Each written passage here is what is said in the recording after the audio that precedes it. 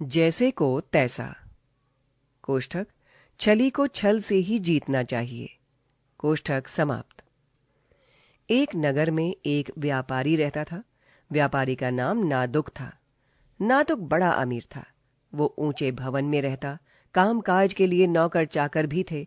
उसका व्यापार दूर दूर देशों में फैला हुआ था। परंतु समय सदा एक सा नहीं रहता, कभी अच्छा तो कभी खराब। नादुक का समय भी बदल गया। अच्छे दिन चले गए और बुरे दिन आ गए। नादुक का व्यापार बर्बाद हो गया। उसे बहुत बड़ी हानि उठानी पड़ी। मकान भी बिक गया। नौकर चाकर भी नहीं रहे। वो अमीर से गरीब बन गया। नादुक ने सोचा, अब यहां रहने से क्या लाभ। किसी दूसरे देश में जाकर कामकाज करना चाहिए। हो सकता है दूसरे देश में जाने से भाग्य बदल जाए और फिर व्यापार चलने लगे। नादुक ने दूसरे देश में जाने का निश्चय कर लिया।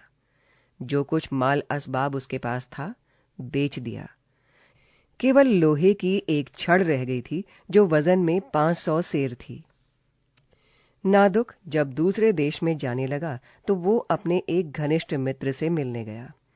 उसने अपने मित्र को विदेश जाने की बात बताकर कहा, भाई, मैंने सारा माल असबाब बेच दिया है। लोहे की एक छड़ रह गई है जो तोल में 500 सेर है। मैं उसे तुम्हारे पास रखना चाहता हूं।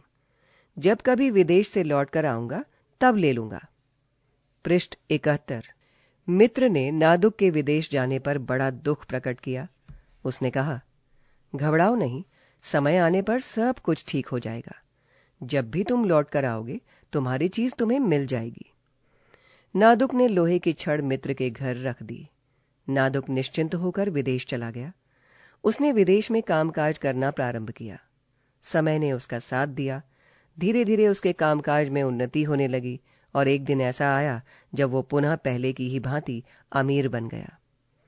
कई वर्षों के पश्चात नादुक पुनः लौटकर अपने नगर में आ गया।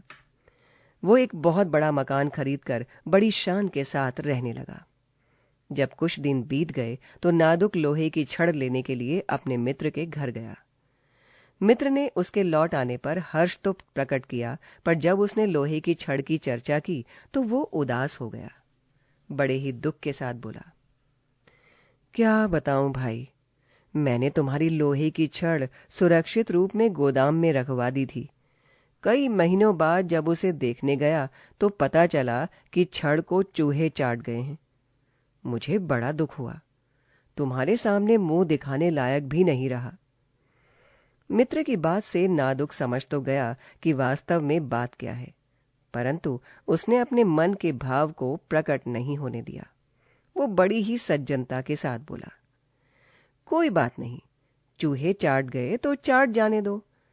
तुम उसके लिए बिल्कुल चिंता और दुख मत करो। ऐसा तो होता ही रहता है।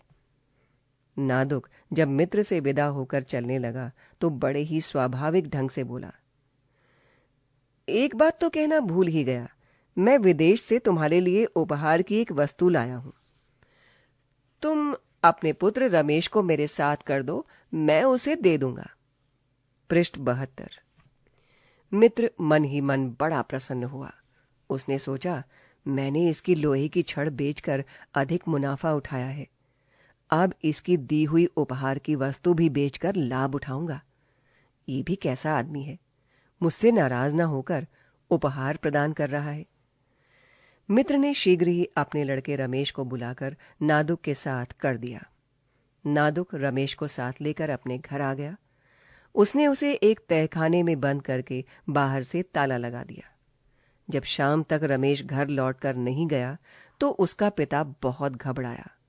उसने नादुक के पास जाकर उससे पूछा, भाई, मैंने रमेश को तुम्हारे साथ कर दिया था, पर वो अभी तक लौटकर घर नहीं पहुंचा। वो कहां गया? नादुक ने मुंह बनाकर बड़े ही दुख के साथ कहा, क्या बताऊं भाई, कहा नहीं जाता। मैं जब रमेश को लेकर घर की ओर आ रहा था तो मार्ग में एक बाज झपट पड़ा। वो मेरे देखते ही देखते रमेश को उड़ा ले गया। मैं करता तो क्या करता, बस चीख पुकार कर रह गया। नादुक की बात सुनकर मित्र बिगड़ कर बोला, क्या कह रहे हो? लगता है तुम्हारा दिमाग खराब हो गया है। कहीं बाज भी आदमी को उड़ाकर ले जा सकता है?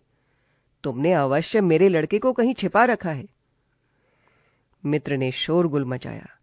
आसपास के लोग इकट्ठे हो गए।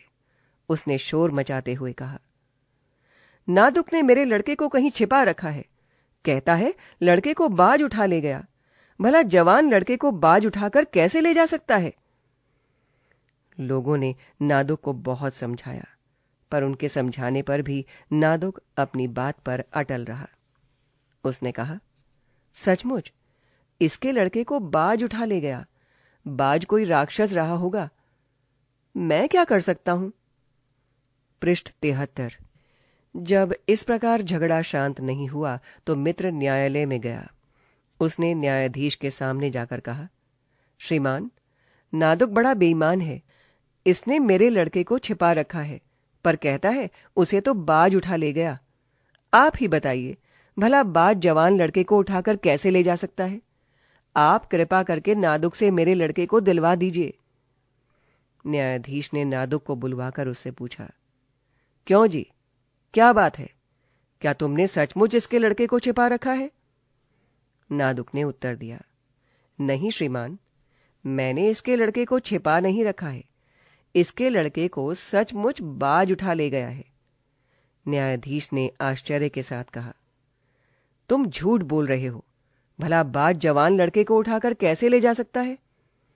नादुक ने उत्तर दिया, श्रीमान, जब 500 सेर लोहे की छड़ को चूहे चाट सकते हैं, तो जवान लड़के को बाज उठाकर क्यों नहीं ले जा सकता?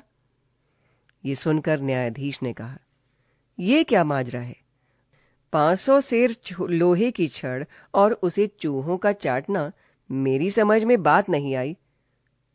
पहेली मत बुझाओ, साफ साफ कहो। नादुक ने पूरी कहानी सुनाकर कहा, श्रीमान, तोल में 500 सेर छड़ को चूहे कैसे चाट सकते हैं? ये आदमी बेईमान है। इसने मेरे साथ बेईमानी की है। इसके अनुसार चूहे लोहे की छड़ को चाट गए।